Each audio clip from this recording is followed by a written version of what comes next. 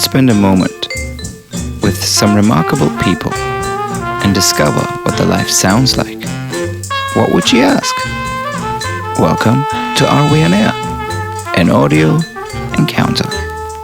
I'm Arman, and each episode will feature one conversation with an inspiring friend of mine who will share with us the soundtrack to their life.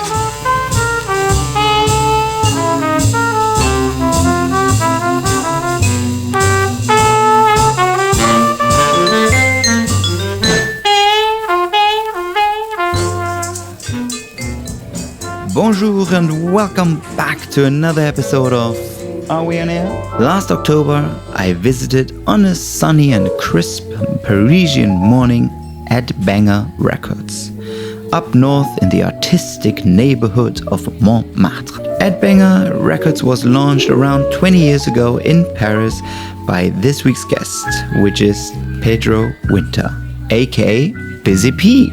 Headbangers is synonymous with a certain sound and movement of the early 2000s, where electronic music mixed with rock and hip-hop, sonically but also visually.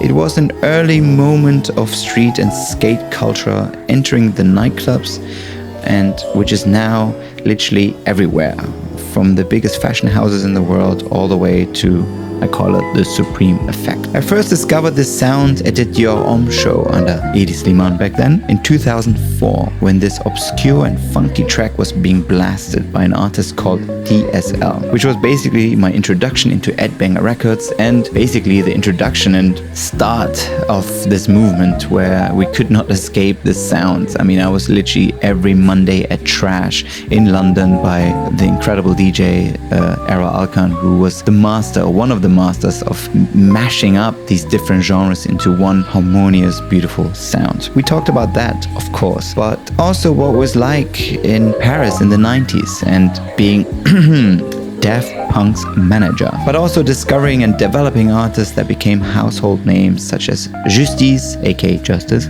Mr. Oizo, Breakbot, Afi, and DJ Medi, just to name a few. But before we start, just a little reminder that there is an Are We On Air Spotify and Apple page with all our guests' playlists. As you guys are always asking if there is music, yes, there is a music page with each and single, well, if the tracks are available on those platforms. You can find the link on our Instagram bio or on areweonair.com. And before I forget, if you like what we do here, you are more than welcome to support us on patreon.com/areweonair. Anyway, let's get the party started. So, Pedro, aka Busy P, yes. Welcome to Are We On Air? Thank you, and welcome to Headbangers Records in Paris. We are in Montmartre, and I'm pleased to welcome you in my headquarters. I love it. We're surrounded by boxes and records and toys and little artifacts and history. It's beautiful. Yeah, history, exactly. I've been here for 20 years. You've been here since day one, basically. We started with Daft Punk on the other side of the mountain. So we are in Montmartre, which is the north side of Paris. And we started with Daft Punk in the same neighborhood. But I changed office in 2000. And I started Headbangers Records here, definitely. Yeah. See, there's a really good energy in here. Good, so thank you. I can't believe it's my first time here. Yeah. No, it was important, for people to understand of course we are a record label, but also I wanted to be surrounded by my own records. I started DJing in 1995, and in the 90s, we were really buying records. Like visiting record stores meant something. It was my every weekend. I had a routine, and I was going, either to do skateboard or to record shopping.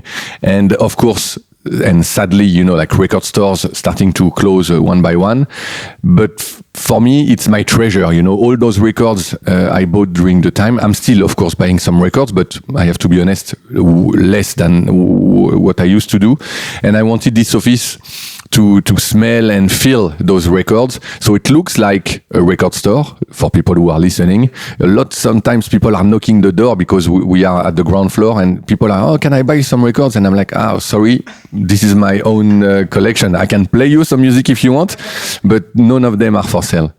Well, maybe you should open a little corner here. Like maybe no, it's funny you're saying it's a good idea. Sometimes I'm saying, oh, maybe I should do like a Friday afternoon. You subscribe and you come visit Headbanger for an hour. I play you some music and you can buy some, of course, Headbanger records because we are releasing records often. I mean, looking at the space, it would totally make sense. I thought it was like and I just got in front of, oh, cool, it's a little record store. So, who knows? Maybe in a couple of years, this office, will become a store. Yeah. Who knows? We'll see. But I mean, obviously back then, record stores were like the main source, and in a lot of DJs of that time, of course, it was your weekly homework. You spend hours just going through new releases, and what I'm going to play this weekend is what I found the day of. But how do you buy records today? Because obviously the music we all consume digitally, but we also collect vinyl, and there's a huge resurrection of vinyl sales. But how do you choose? Well, what makes you decide to like, what, this is worth buying on? Today, I'm buying my records when I'm traveling. There is something specific around it. I love to bring back, rather bringing back a souvenir from Tokyo. I'm happy to go to Disco Union or to Technics in Shibuya and bring back a special record. It doesn't need to be like a Japanese record, but I like the souvenir attached to a record. Of course, you have the souvenir when you're listening to it. I know, for example, exactly where I was when I listened to the Michael Jackson Bad album. I was in a plane to Canada when I was a teenager, and every time I'm listening to this record, I remember of this plane. Word is mine, won't take you right. Just show your face, broad daylight. I'm telling you on how I feel. Gonna get your mind, don't you dare. Jump on, get on me, alright. I'm getting you on count of 3. Just show your stuff or let it be. I'm telling you, just watch your mouth. I know your game, what you're about. And today, when I'm buying a record in London at Phonica, when I'm there for a weekend, I'm happy after that to listen to it in Paris and say, oh, I remember that weekend in London. I remember that weekend in Berlin. So it's really attached to travel. And luckily, we can find amazing records all around the world, so that's the success of electronic music and the fact that people connected, the distributors and stores are doing a great job. I'm of course buying music online thanks to Bandcamp, supporting young labels and stuff like that.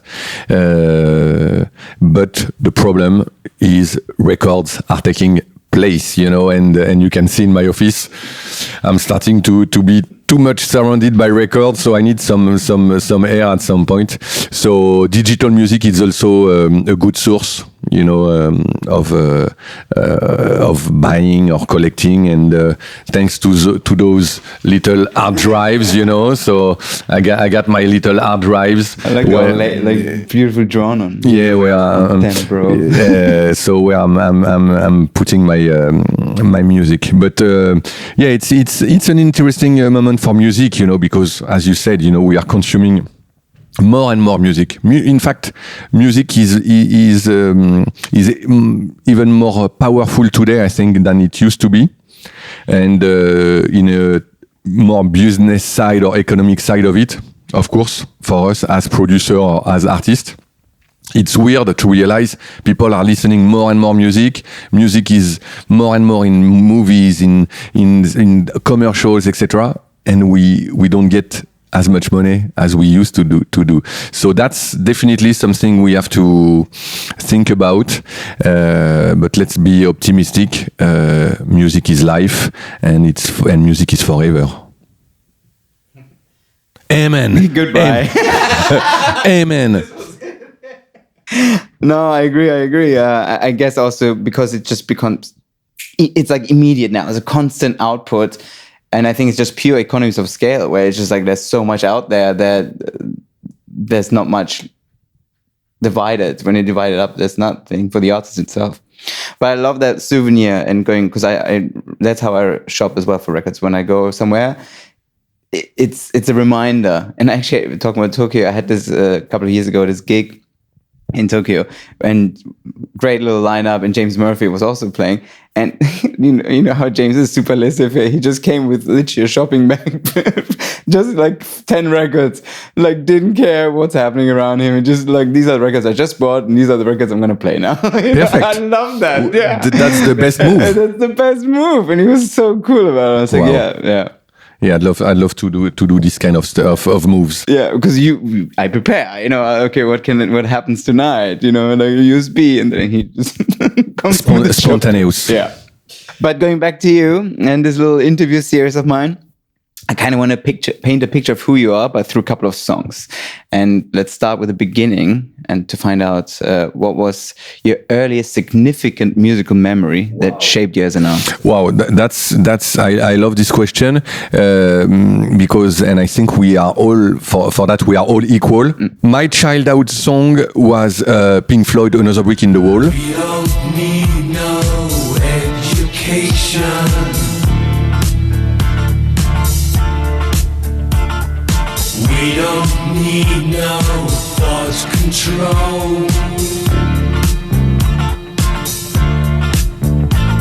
No dark sarcasm in the classroom.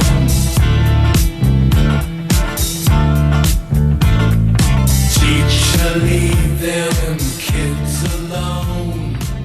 So, just want to precise, it sounds cool to say that, but I'm not trying to be cool. It's just a fact. I didn't choose it, so I'm not that cool. I mean, when you're young, you're just getting the music from your older brother or your parents. So I didn't choose.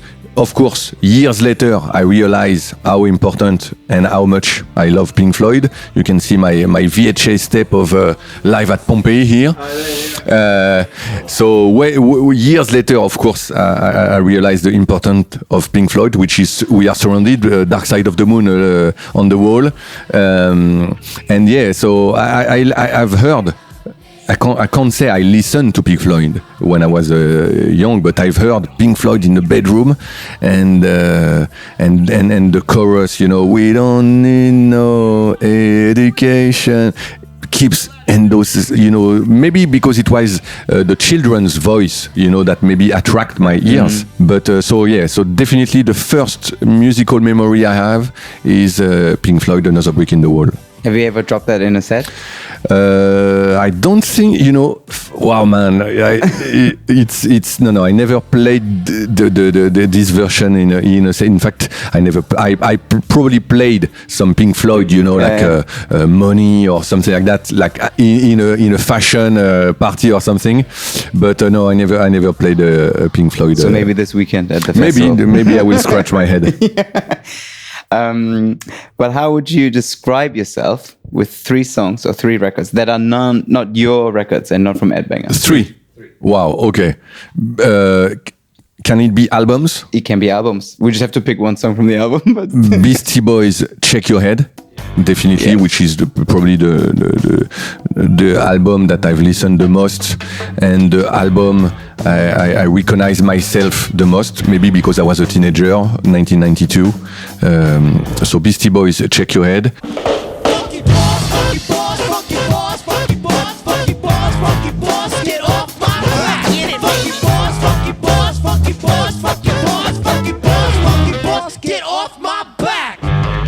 Kraftwerk, I will go for Computer World from Kraftwerk. So good. It's more fun to compute, which resume pretty well my whole musical life. It's more fun to compute. It's more fun to compute. It's more fun to compute. It's more fun to compute.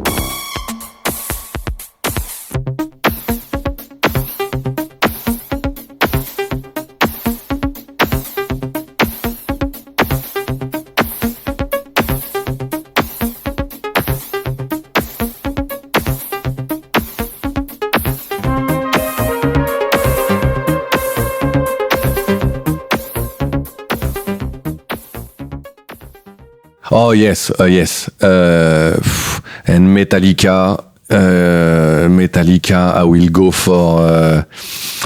for Kill 'Em All, because I arrive in Metallica between And Justice for All and Ride the Lightning, but I love the aggressive Metallica, so Kill 'Em All is definitely the hardest way.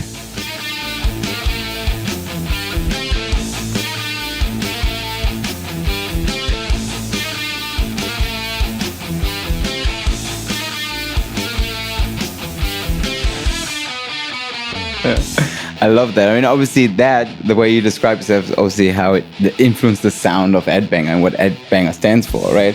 I think you guys kind of pioneered, this is like pre-social media and pre-streaming platforms, where you just start blurring the lines between the genres. Like there was electronic, there was hip hop, there was rock, and street culture and skate came all together, which I think you kind of really pioneered. I mean, you guys are nearly 20 years old now, right? Yeah, we are, exactly. We are 20 years old, but thank you for saying that. But I always love to also embrace like a DJ community, and we talk about James Murphy.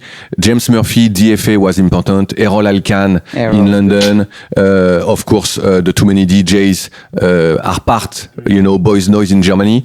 It was something. It was a movement. It was a movement, and it's not something we did only. Starting on in Paris. It was definitely something in the air, and all of us together managed to make it a movement and make it sounds bigger, and I think we have to be honest also, we were there at the right time, and we were at the crossing. I often say about that, but we managed to bring together in a club techno heads who wanted to have fun, they were fed up of minimal techno, hip hop guys who wanted to dance, and indie kids who wanted to kiss girls. So this is how looks the headbanger parties, in the 2000s.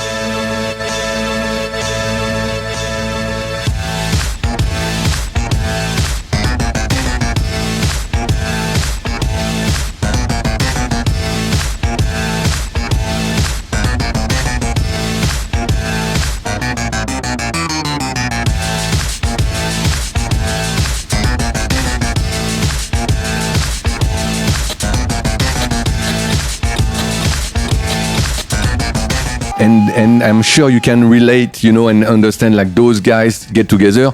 I can be a nerd behind my computer on Napster, become a fan of Animal Collective, but I wanted to dance and get crazy and meet some hip-hop guys who were fed up with the thug life and wanted to dance, and all this energy together. And of course, the rave and club scene, wanted to welcome and mix, the thing. So it's about, like I love, like the mixing, the parallel between mixing records and mixing people, and this is what we like to do. I mean, those are the most legendary, and I think in general in culture, when you start curating organically or not organically, when it's the mixture of all kinds of people, like the best parties we've been to, the best clubs, they're all exactly that. It's like the mixture what makes it interesting, and not like kind of divided up. Which I think today everything is so fluid. Literally everything's fluid. I don't know. What's your take on that? That everything is now completely, the genres are completely blurred now. There is no genre. Exactly. So that's I love this discussion. The fact that it's blurred, it's because people, and especially the young kids, maybe there is a lack of knowledge, and I think history is important. And when we mix people together, it doesn't mean we forgot, like the DNA of hip hop, the DNA of electronic music, and the DNA of rock and roll. Of course, you have to know what you speak about to mix people together. So of course, you have to understand, where the electronic is coming from: Detroit, Chicago, New York, and then of course the European tried to reinvent or get inspired by this music. Same for hip hop, and same for rock and roll in its way. And maybe the blurred effect today is just maybe people are picking up mixing without knowing, the roots and the story behind the music we love. But I have also to understand that the youth of today, they have so much things, you know, front of them. They can be, you know, like they can drone, you know, on when they are opening their Apple Music, and then they're getting like, okay, this is the news. Yeah. They don't have time, you know, to digest. This is the most important. A record, you know, you have to get into it, you know. You don't get it 1 week and then the next week, what's next? It's not like that, you know. A record needs to, you know, to go in your blood, you know, and you live with it. Music, of course, heal our soul. Music, you know, give us energy, and music is not just something you're listening. Music is not something you swipe, you know. Music is something you feel. Now that's a quote.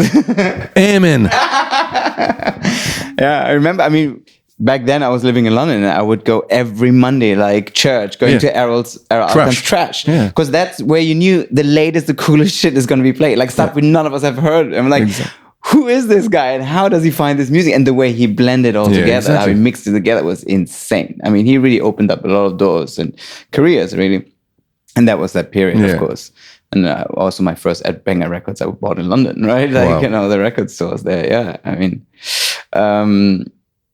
but like, you know, I mean, I think history plays a big role in this. And like, you know, when EDM happens in the States, I think most of the kids weren't even aware that it actually comes from that sound, that electronic, the house, the techno comes from the US. You know, I had to reroute routes through Europe to go and came back in a whole different form, right? But yeah, for me it was like, guys, you know, this is comes from here. It's from next door.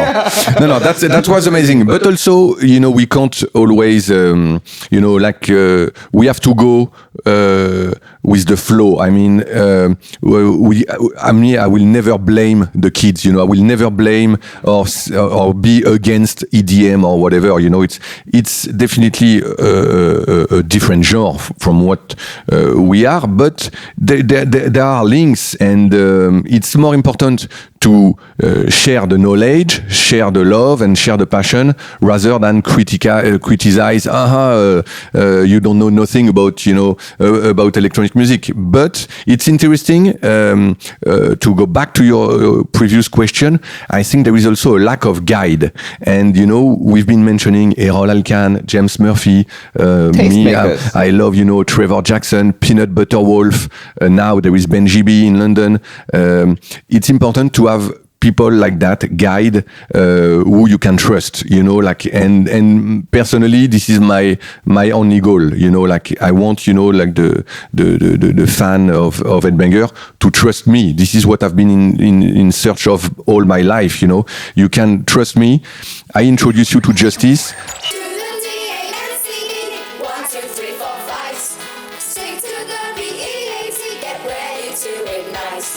But trust me, you will like this new guy I'm singing, Varnish La Piscine, which is a Swiss producer.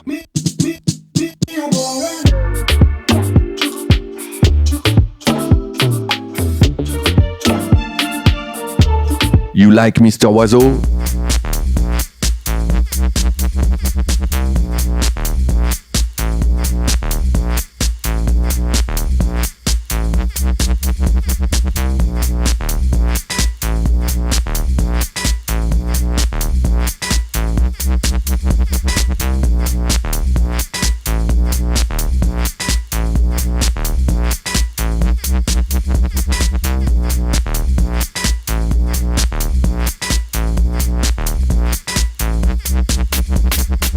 But trust me, you will like DJ Mehdi.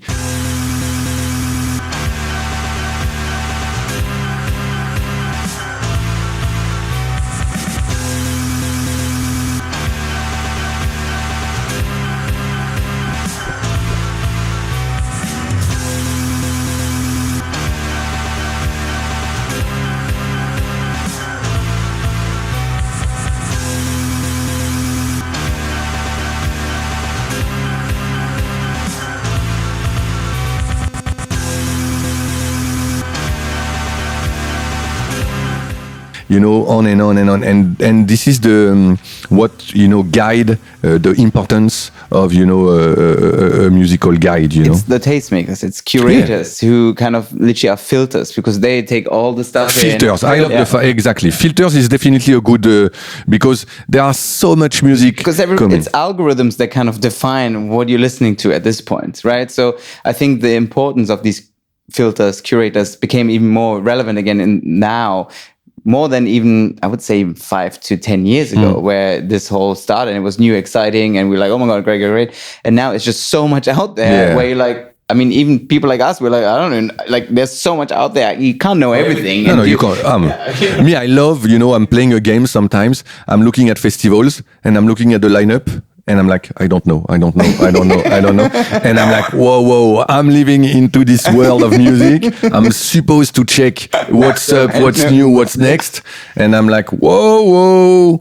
And the only one I know is Onet Dijon and Peggy Goo, you know? So I'm like, oh, okay, I need to. But that's, you know, we also, I'm 46 years old now. It's also very important to you know, to pass the relay to the youth, you know, because of course we wrote our line in the history of French music, but now, you know, we started our history when we were 20 years old. So now I want the 20 years old kids to write the line of the you know, the music chapter, you know, because of course I will be always available to give advice and support, you know, the young scene, but at some point they have to take the lead, you know. I mean, as we said, headbangers nearly 20 years now. I mean, how, as a label, but also as an artist, how do you, I don't want to use the word stay relevant, because that's not what I'm after. I'm more like, do you adapt, how do you adapt to the times, sonically speaking? And but also, like, do you stick to your guns? Like, do you stick to your sound? This is us, and we're staying with it, or you adapt? No, we definitely don't adapt. This is the scariest thing to do, you know. Adapt yourself to the. I don't adapt anything, but of course we are growing up. We are changing. We are, you know, we became fathers. You know, things are moving. You know, so of course the way we did music back then and the way we do music today, it has nothing to do. It's not only us. It's about technology. You know, we used to do with Akai sampler, you know, and analog ways. Today, of course, digital, definitely you can make music with your iPhone, you know. So there are new tools. Everybody, we are more and more equal, you know. Again, back then, you know, when you're listening to Daft Punk first album Homework, their home studio was a luxury, because, you know, having a 909, having this sequencer, having this sampler, etc., worth thousands of euros, you know. So no one could make this album at home like Daft Punk did. Today, everybody can make it. Everybody can. Every 15 years old guy can have GarageBand or Ableton Live and make electronic music. So there are also not only us changing, but the whole community of the world is evolving in a technology way. I mean, so no, we don't adapt ourselves, but of course, I think headbanger will not exist anymore if we were stuck into, okay, let's do Justice sound and let's do it 20 years during 20 years, and this is not who we are, you know. We've been trying to reinvent ourselves, you know. Justice, they released like 3 albums already, and some, of course, it's part of the game, but some kids are saying, oh, we want the old Justice, you know. So it proves that Justice are proposing new stuff, so yeah, so we definitely not adapt ourselves.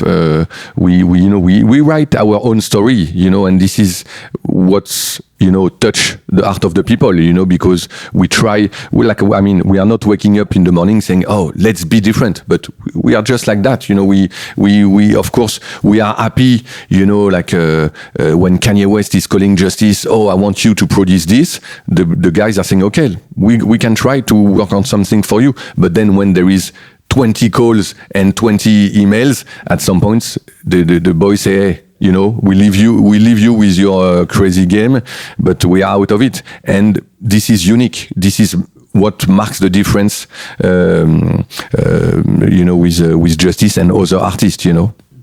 And we are coming also. We are coming also from the. I have to pay respect to Daft Punk. You know, I work with them for 12 years, and they teach me the importance of your own choices. And this is what I'm trying to spread, to share as much as possible with my artists today. You know, the fact to control your own career is the key of the success, you know. And when I'm saying control, not in a bad way, but just to know what you want to do and to know what you don't want to do. And that's the key of the success.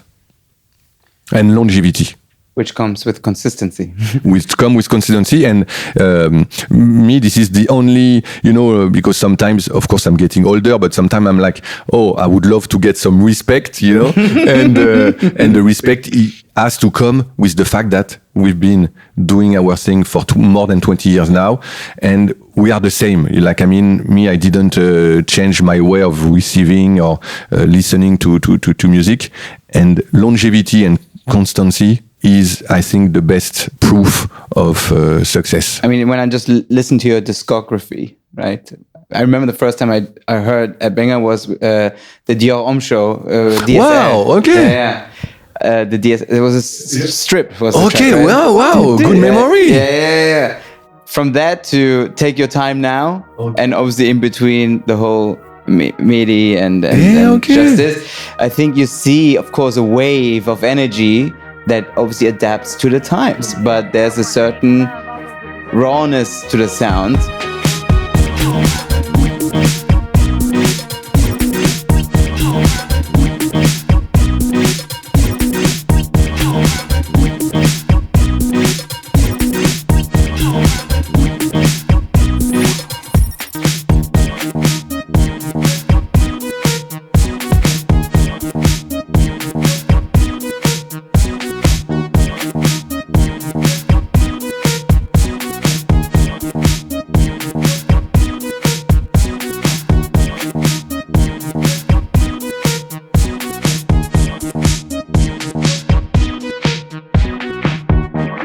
But at the same time, it's like warm and sexy. It's not just like cold Detroit techno, you know? Oh yeah, definitely. It is always some cool to it. So it's, I always say music and sound is like our shadow through life. It's our soundtrack. Yeah. It just goes with us alongside of soundtrack of life for sure. Yeah. And of course, as I just mentioned, one of the guys, Medi, who I loved, and obviously a close friend of yours. Do you remember or do you know which of his... That's a photo souvenir of Medi and me in Sydney. I love that. Yeah, this was a crazy party. Definitely gotta take a picture of that. So cool. You're hanging above Medi on a stage at a festival. Yeah, in the streets of Sydney. Yeah, it's insane party. Yeah, I mean, he was also known for blurring the lines between genres, right? I mean, definitely. Do you remember what influenced him musically? Like, what was his favorite song or artist? Wow, so I'm gonna surprise you. But if you ask Medi his favorite album, everybody will think, he will say Public Enemy or Eric B. Well, or Eric B and Rakim. But of course, he was a massive Public Enemy fan, you know. But Medi will probably reply either like a Beatles or like Neil Young, you know. He was a surprising guy. He had the most incredible musical culture. You know, he would have killed your podcast. Yeah, it would, like the discussion would have been just amazing. Once I thought I saw you in a crowded lazy bar, dancing on the light from star to star.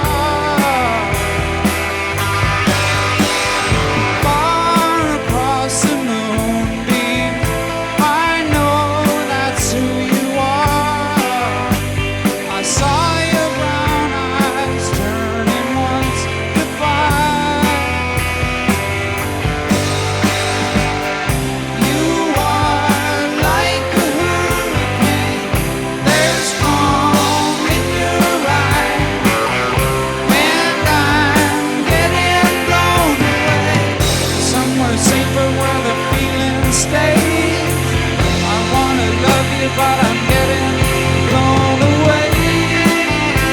Sadly, next week we are sadly celebrating the 10 years anniversary of his loss. So yeah, Mehdi is definitely he still keeps the inspired the label and all of us, and he still his art is still beating inside of us, and through the label. Of course, it was a tragedy to lose him, but the most important is to see the people like you in their eyes and their smile when they're talking about Mehdi. You don't need to know Mehdi to feel it. Like a lot of people, are sending us messages. Oh, I just saw him once in Dublin and I love the way he was mixing, dancing, smiling. And it was pure generosity, pure art of DJing. And he was definitely a masterpiece to the label, sonically, in terms of human being, in terms of friends, brothers. So that's definitely like a hard moment for us, but I always in his memory keep the positive sides of things. Yeah, I mean, I never got to see him live, which is like one of my regrets. But I'm dying to play. I still haven't found the right moment or set to play Carte Blanche, Gare du Nord. Wow. I love that track. Yeah, that track. I was like, when can I play this? It's like so intense and so good. It's funny because I found the name of the track. Oh, yeah? Yeah, in fact, Mehdi and Riton from London, they did the track together. I love it because Mehdi, he loved house music, and of course, he was inspired by the Chicago sound, like Green Velvet and stuff like that, Paul Johnson. And one day they came up to this song, and I said, guys, Riton is in London, you are in Paris. This song is definitely the link between you guys. Gare du Nord, which is the train station we took in Paris to go to London.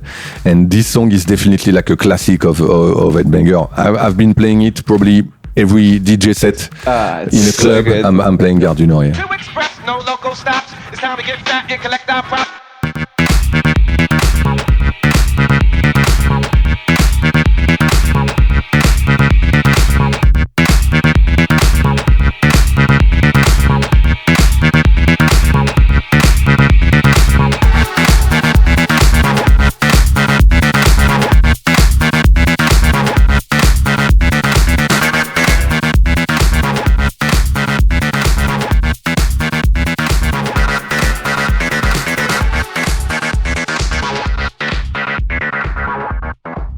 Like for me, one of those YouTube videos, I think was your birthday, right? Where everybody was playing. Oh, yes. You, Mehdi, and Thomas. Oh, yes. Yeah. I mean, In for me, LA, that kind of sums up the energy of that thing. Like insane. Cinespace. Yeah, Cinespace.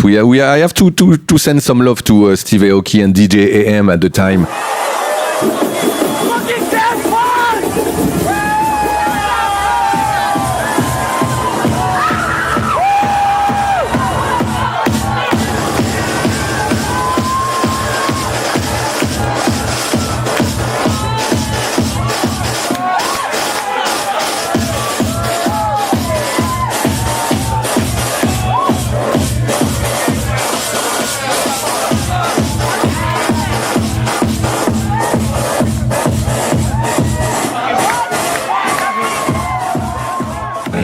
Because they were the link, They when we talked earlier about EDM and stuff like that, it was that interesting. Was the infancy of it that was period, interesting, because this was the beginning, and those guys, felt something was happening in Paris, and they took us to LA, and we realized we had like a similar crowd, and the kids in LA were mental, like they were like we had 2006, 2007 or something like that, and we had a good time. It certainly looked like that. Probably someone who wants to buy records. Yeah, no, that's Alex working with me. C'est Alex? Je suis en podcast. Alex, graphic designer, yeah. Hi, Alex. Sorry. It's all right. Well, we briefly just touched on Daft Punk. Yes. Do you get tired talking about? No. To be honest, no, I'm not tired because, especially now, since they decided, to split. No, I'm not tired since we've been speaking about, headbanger and the whole Is it okay? Yeah, of course. I like when they're like sounds of life. Yeah. Ok, pas trop de bruit, Alex, hein, s'il vous plaît. On est au micro. Non, I'm Just not. don't flush the toilet. Yeah, don't flush. Voilà, ne tire pas la chasse d'eau, quoi. Yeah. Oh non. Bah, tu tires pas la chasse d'eau. Et pisse pas dans le trou pour faire du bruit là. And no, I'm not fed up with that. I'm proud, and every time I'm speaking about that, I feel. I know how lucky I was, like to work and be involved in their adventure, because it was amazing. It was amazing first to be confronted to those two geniuses, and also the time. Like the 90s, what it represent, the transformation, the sound, but this is why I'm separating the music side and also the 90s and the internet, it's incredible. It was a revolutionary time we lived, and it can only be a bonus for us, to have lived those times and live today. Look at us. We are recording with a microphone in our hands. 15 years earlier, you had to get, headphones, cords, not laptop, but a ton of equipment. Now, you can cut up and edit your interview on your laptop and put it online tonight. A shout out to Yellow Tech. Thanks for the mics. Thank you, Yellow Tech. But it's insane, and what I love the revolution of the sound they created, and I love and I love the revolution time we lived, and what is magnificent in the Daft Punk adventure is that they manage at a crucial time to create and tell their own story, and people have been following them for 25 years, and it's unique, it's precious, and I owe them all my life, and I love them, and I respect them, and of course I was the first one, very, very sad to learn, when they decided to... I was about to ask, when did you find out? I found out like everybody. Oh, really? Yeah. Oh, nobody knew? No, but really, this is what I love also with them, you're either in the circle or outside of the circle. And I've been outside of the circle for a few years now, but I'm still their number one fan. But Thomas called me, to be honest. He gave me a call the day in the afternoon, and we had a really nice talk, but I respect their choice. And what I would love, it's just people to embrace and cherish what they gave us, what they share with us, what they teach us, and their career and the music story they told us. It's just brilliant, What we just touched on, like consistency and sticking to your DNA, really. Do you think that was one of the reasons why they called it quits? I mean, literally at top of the game, Does it get better or higher than this? Or is this now, do we have to start compromising? Is that was one of the reasons? You touched the thing. I think they realized that they were maybe at some point, 5 Grammys, the most selling record ever.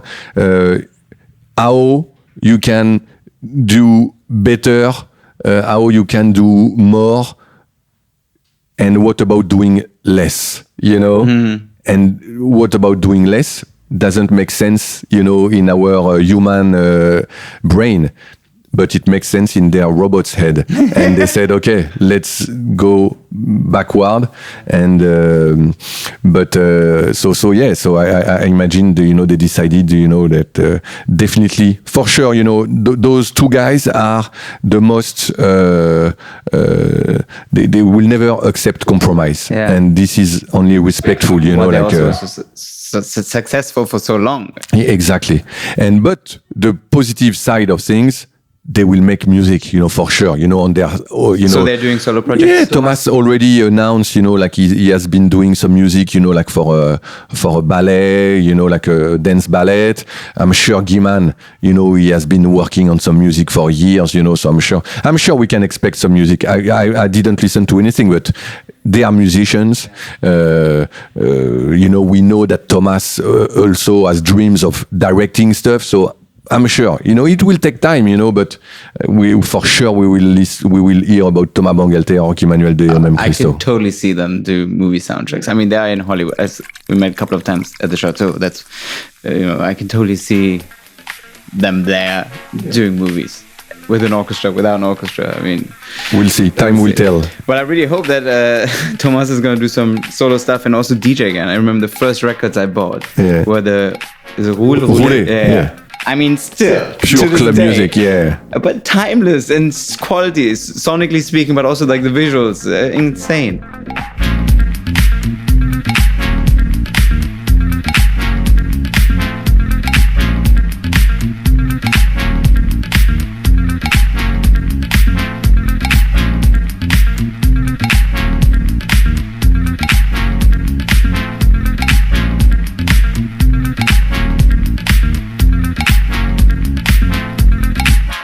So I don't want to kill your dreams, but I'm not sure we will see them behind the decks anymore. Yeah, I'm sorry. Why? No, but it's insane because I loved the way they DJs. In fact, when of course the years are gone now, but they had like a similarity with too many DJs. Mixing fast, mixing different styles of music. I mean, it really created in the early 2000s the mashup. Yes, sound. the mashup It's sound. Those guys, Exactly, yeah. exactly. I remember Justice. I saw for the first time at Trash playing like an insane set like that.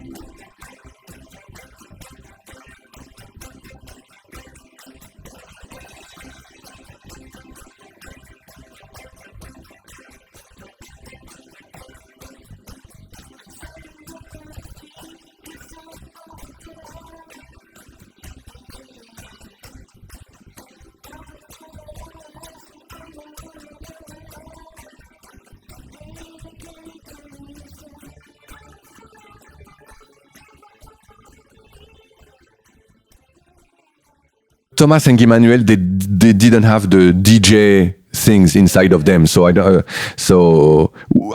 have no news to share, but I don't think we will see them behind in a DJ booth, or maybe in a selector way. That's the best way. Yes, maybe at the Chateau. Exactly. In 2022 for the opening. Be there or be square. Yeah. Do you have a favorite? I will do the warm up. Yeah. I'll do the closing. Do you have a favorite track from Homework? Wow, a favorite track. Wow. Or maybe a moment that you associate with a track from that record while you were managing. Wow, that's. No, but DAFT PUNK is definitely the funk. Is definitely first because that was the first song before Homework that get us connected, and I still think this song smells funk. It smells like P-funk, French touch, and roughness. There is something really sexy in that track, and I still love to playing it today. I love the fact that it's an instrumental song that people can sing. I love, the tempo of it. You don't know if you can dance, if you can do some headbanging. I'm sad Kanye didn't rap on it. I love everything about this song. So I will choose the funk.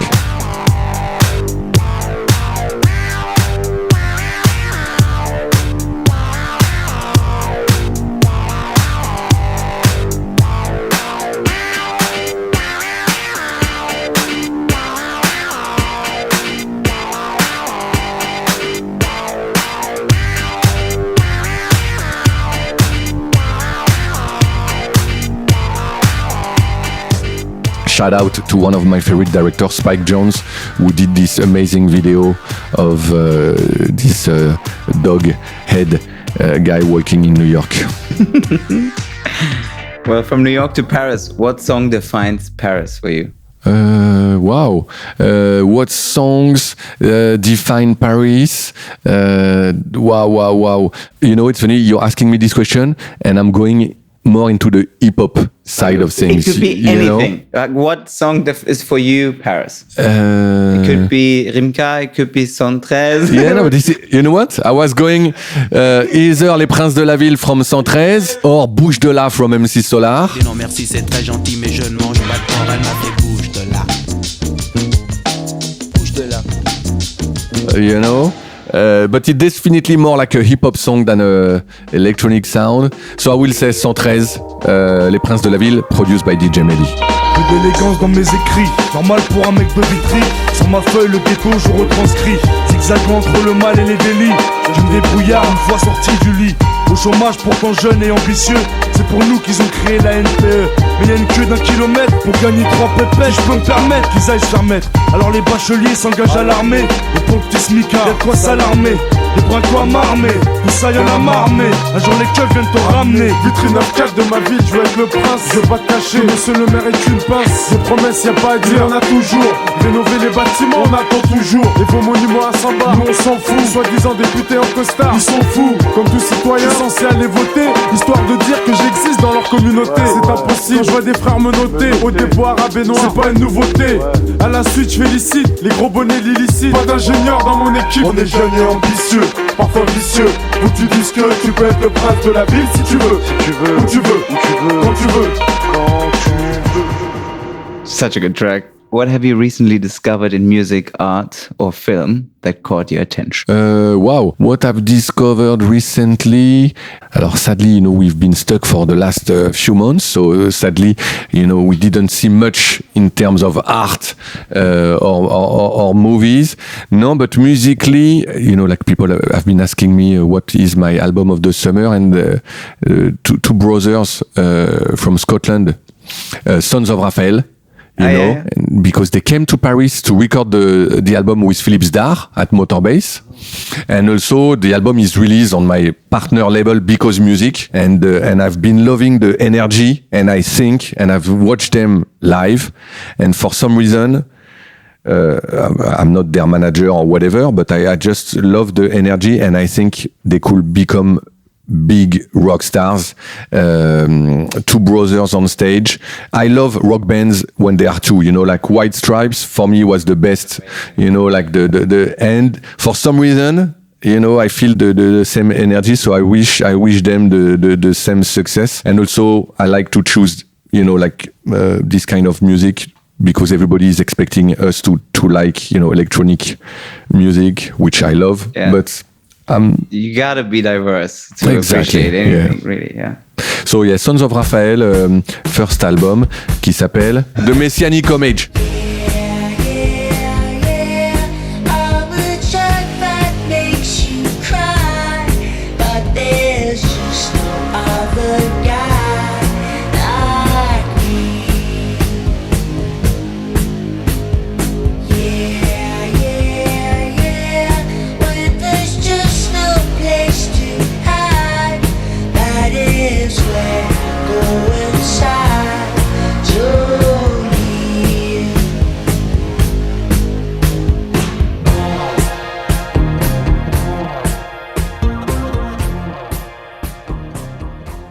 No, there is an artist I love. I don't have drawings of him because you can see in my office I have a lot of drawings. I like this artist from Bay Area, Jeffrey Chung. Yes. Jeffrey Chung, people know him as Jeff Chung, and he created his skateboard brand, Other Skateboard, queer skateboard brand, and I love the drawings. That's his drawing? Yeah, that's one of his drawing. Cool. And Jeffrey, yeah, I bought a piece. He did an exhibition in Paris. So yeah, Jeffrey Chung is definitely my. He got my eyes and heart. Going from noise to silence, how important is silence and solitude to creativity? Very good question. But I'm not too much into silence. Maybe because I'm Parisian. And this city is noisy, and I think it will work for any big city people. But no. Of course, I cherish and I think it's a luxury to have space. When we have space, you have silence. But I'm a man of the city, and I'm a man of friendship, and I'm always surrounded by people, so I don't have much of silence moment. And even though even when I'm in the studio downstairs, there is always a shitty sound of water, of there are sounds. People flushing the toilets. People flushing toilets, exactly. There are sounds all the time, and music is made out of sound, so out of noise. Like I used to say that headbanger is making noise funky, and so yeah, I'm definitely not. I don't like silent mode. Yeah. I think it really goes from artist to artist. It's super interesting, like how you get your source is from that energy. Like other people just put me in a forest on top of a mountain far away, and that's where I find my inspiration. This is like Fortet, he likes to have his album, his laptop in a little house in the forest. Me, I like to be surrounded by people. I'm happy to be in a studio, and it's the mess, like busy. Yeah. Busy P. I'm in the Keith Richards way, more the Iggy Pop way. Yeah. Messy. I like the connection. Well, to go slightly more intimate, what's your go-to falling in love or heartbreak song? Oh, so wow! I love I love those questions. Heartbreaking song, Nick Drake, "Brighter Later." Which definitely this artist is for me is touching me deep inside. In fact, I've been always in love, Nick Drake, Elliott Smith, Jeff Buckley, those, the pain. The pain. But I love. One day I saw someone with a t-shirt sad songs makes me happy, and that works for me. Sad songs makes me happy. I love this motto. In fact, I don't even know if it's a t-shirt but I've been always thinking that when I'm listening to Nick Drake, rather than hearing the melancholy, I'm hearing, something very poetic. So heartbreaking song, Nick Drake.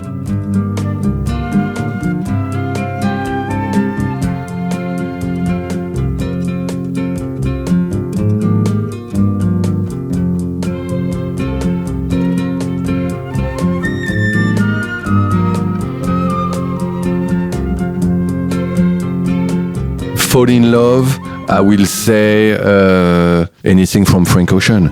Hey. This is not my life, it's just a fond farewell to a friend.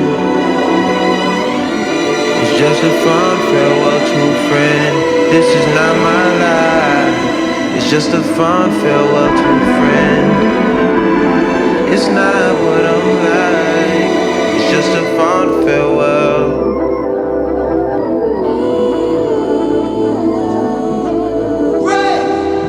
I'm like everybody. Blonde blew my mind, and also Blonde was released when I met my girlfriend Valentine. So and everybody's in love with Frank Ocean. We have to admit it. You probably, I don't know how many guests I had on the show who talk exactly the way you just talk about Frank, and completely in love, and amazing artist. I mean, he is an amazing artist.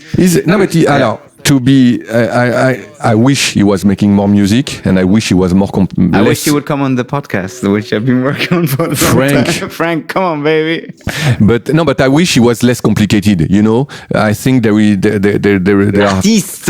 Yeah, but I don't even know if it's artist. I think it's too much drama or whatever. But and again, I was lucky enough to work with a lot of big artists, and they are not as like protective or whatever. But no, what's interesting with the Frank Ocean case, I think, is to manage to make such an incredible alternative and unique and avant-garde and solid album like Blonde, and become like a rock star, like putting it number one. And it's a hope, and that's amazing, and that's give again what we do for our life, alternative music, the hope that we can reach the people, being yourself, taking risk, trying to do what people don't expect from you, and we can only salute that.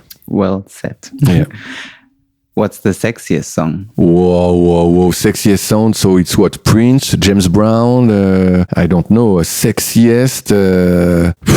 For Prince sounds like fuck, The early years. Huh? The early years or throughout? Not the every day, every year. Even Bat Dance, sounds sexy for me, like with the whip sound,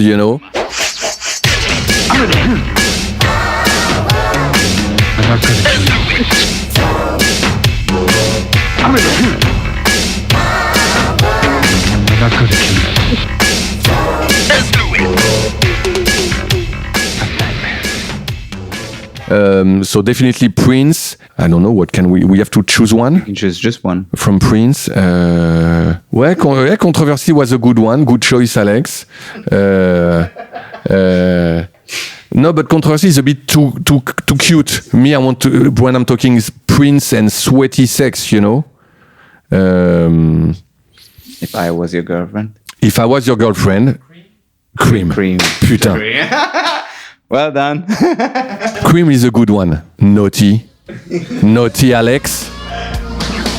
Look up in the air, it's your time.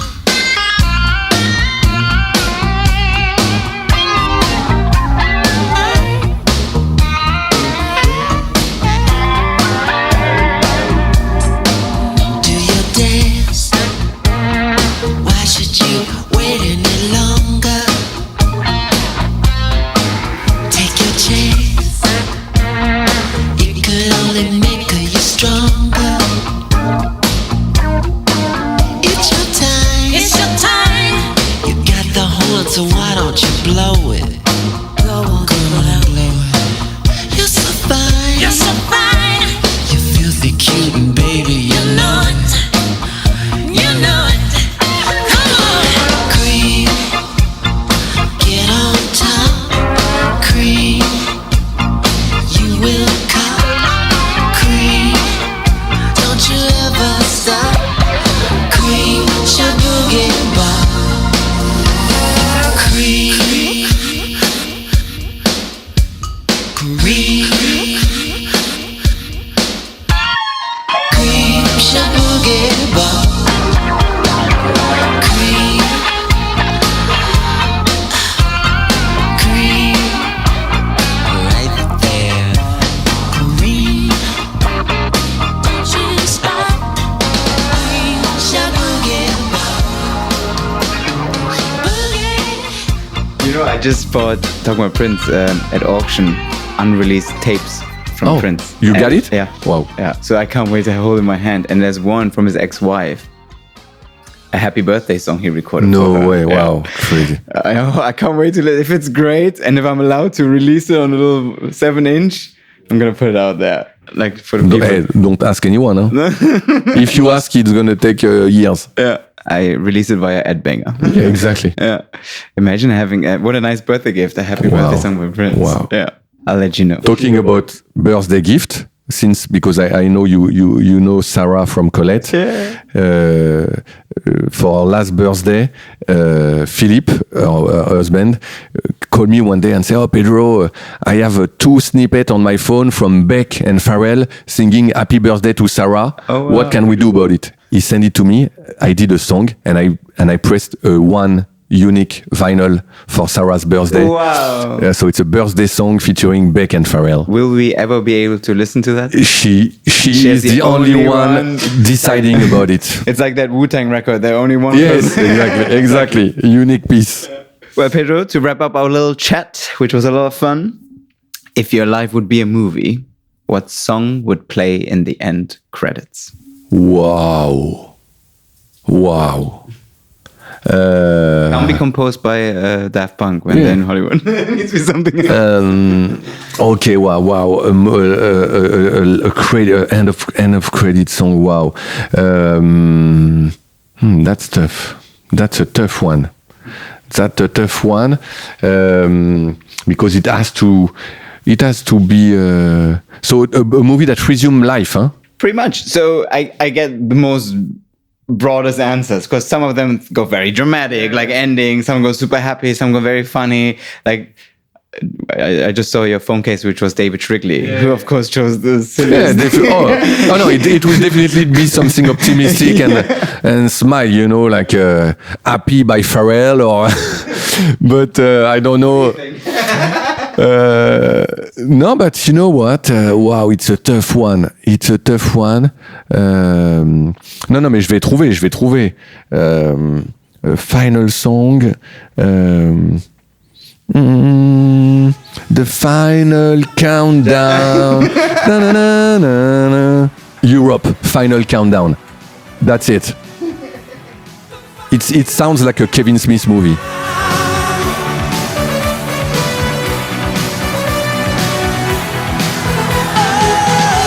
Well, Busy P, it's been a real pleasure. Arman, thank you so much for visiting us, and I hope you enjoy your little trip to Headbanger Records and to the Montmartre. The museum, and thank you very much for a beautiful gift. Chaotic Harmony, your brand. I'm the first person holding this copy in my hand. It just arrived today. Beautiful collection of T-shirts by DJ Deep. But why don't you say something about that? No, but this is, I feel lucky, with Headbanger Records, producing records, and also one of my other passion is to publish book. We've been publishing 10 books in the past 10 years, photography, graphic design, illustration, and this book is about a passion for house and techno from one of the most respected French DJ called DJ Deep, and he has been collecting T-shirts for 30 years when he was visiting Derrick May in Detroit, when he was going to see Kashmir in Chicago, when he was DJing with François Kevorkian in New York. He kept all those T-shirts with him, and we decided to publish his book, and he's telling stories about each T-shirt, each label, and doing a playlist, sharing his knowledge. So that's definitely a book for music lovers, but also for people who want to know more about electronic music. And it's going to be out end of October on Headbangers Publishing.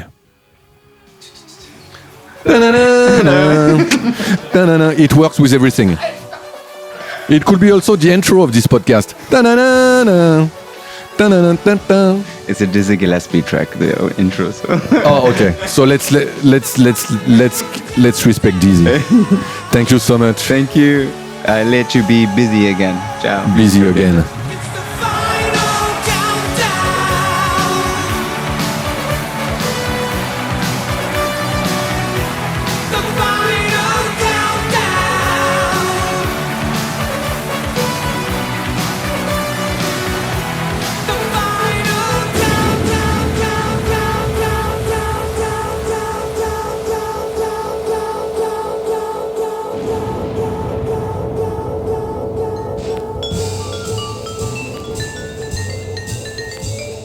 Thank you for tuning in this week.